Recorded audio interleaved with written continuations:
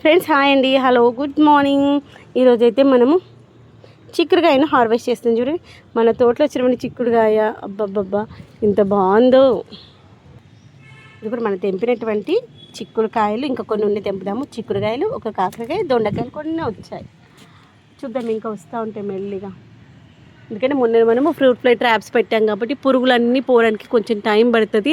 తర్వాత ఈ దొండతో తీగను ఇలా మాడిపోయినట్టు అయిందంటే ఇక్కడ ఒక పురుగు ఉంటుంది, అదొకటి చెక్ చేసుకోవాలి. అది ఇంత పెద్దగా వస్తుంది తెలుసా పురుగు.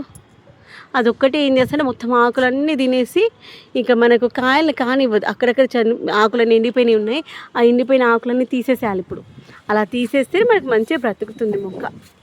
ఇవన్నీ ఫ్రూట్ ఫ్లైస్ చూడండి ఎన్ని గనం ఉన్నాయో, అంతగానం వస్తున్నాయి అన్నమాట మన పురుగులు మన తోటలో. వాటి వల్లనే మనకి కాపు చాలా వరకు ఈ యొక్క తీగజాతి మొక్కలకు వచ్చేటువంటి కాయలు ఉంటాయి కదా, వాటిని మొత్తం తినేస్తూ ఉంటాయి అన్నమాట. దేవుడి పని ఒకే ఒక్క వాటర్ మిలాన్ వచ్చింది, అది మంచిగా వచ్చింది, చాలా తృప్తిగా అనిపించింది. ఇదిగోండి, ఇంకా బీరకాయలు ఇంకా స్టార్ట్ అవ్వలేదు, బీరకాయలు కూడా స్టార్ట్ అవుతాయి. ఇదిగోండి, చిక్కుడుకాయను హార్వెస్ట్ చేద్దాము.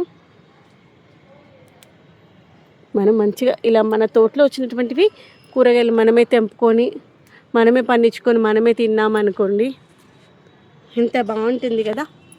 వీలైనంత వరకు ప్రతి ఒక్కరము మనకున్నంత ప్లేస్లో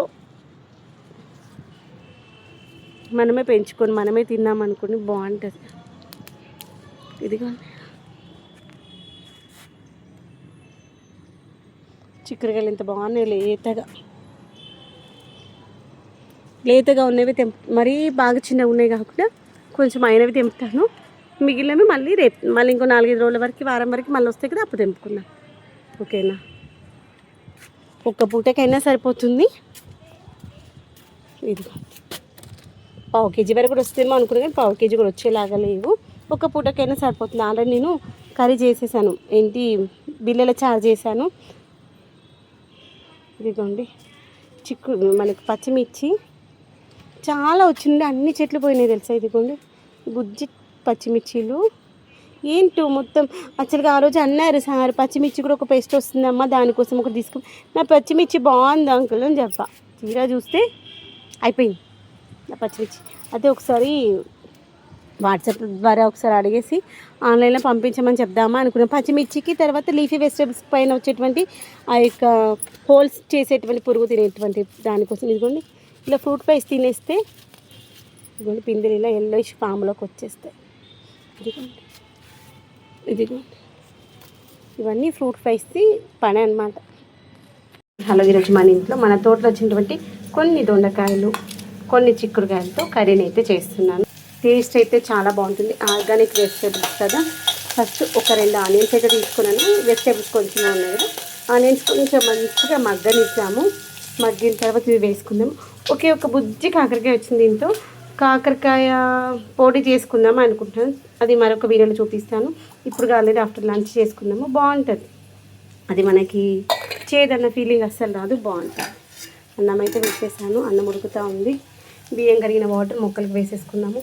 ప్యూరిఫైర్ నుండి వచ్చిన వాటర్ గిన్నెలు తోముకుందాము.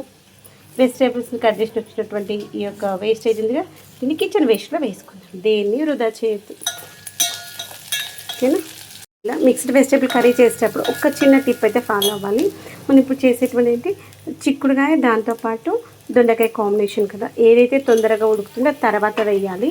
కొంచెం ఉడకడానికి టైం పడుతుంది అనుకుని ఫస్ట్గా వేసుకోవాలి. ఇది వేసాక ఒక 5 minutes తర్వాత అది వేసుకోవాలి. అప్పుడు 2 మంచిగా ఈవెన్గా ఉడికిపోతాయి. దట్టు మనం చేసేది ఆర్గానిక్లో కాబట్టి వెజిటేబుల్స్ ఇంకా తొందరగా ఉడికిపోతాయి. అంత టైం అయితే ఏం పట్టదు. ఒక 2 నిమిషాలు మూత పెట్టేసుకొని తర్వాత అవి వేసుకున్నాను.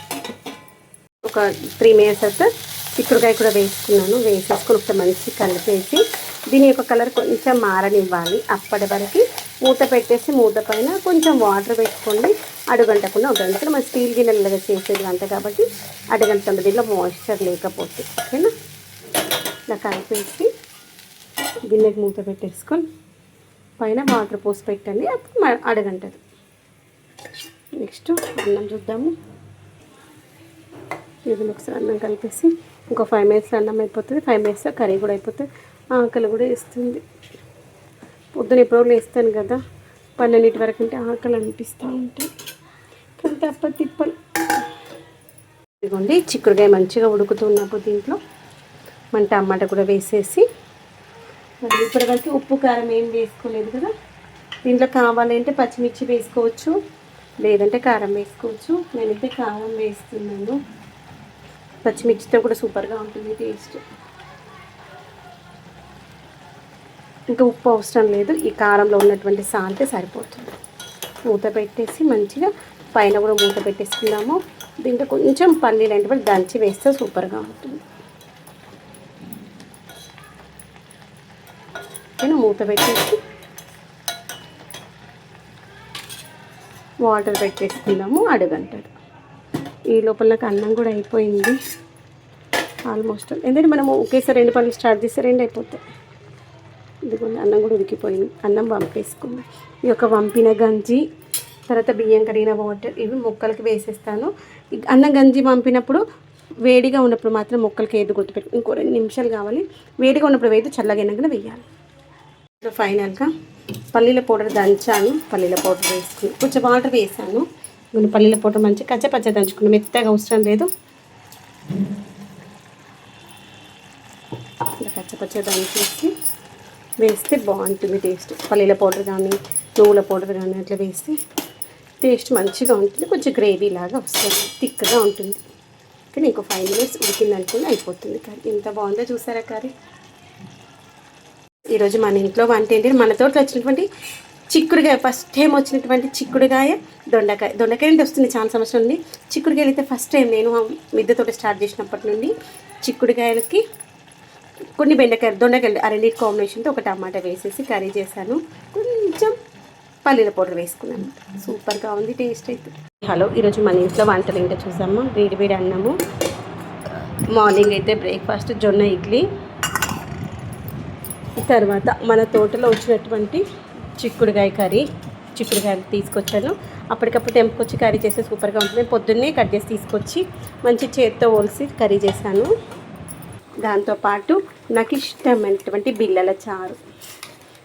ఏమి తినాలనుకుంటే కొంచెం బిళ్ళల చారు చేసుకుని తింటే అసలు ఆ మజానే వేరుగా ఉంటుంది. మార్నింగ్ ఇడ్లీకి అక్కిలకి ఇదే చేశాను అనమాట. ఇలా జ్యూస్ లాగా పోసేసుకోవచ్చు, చారులాగా.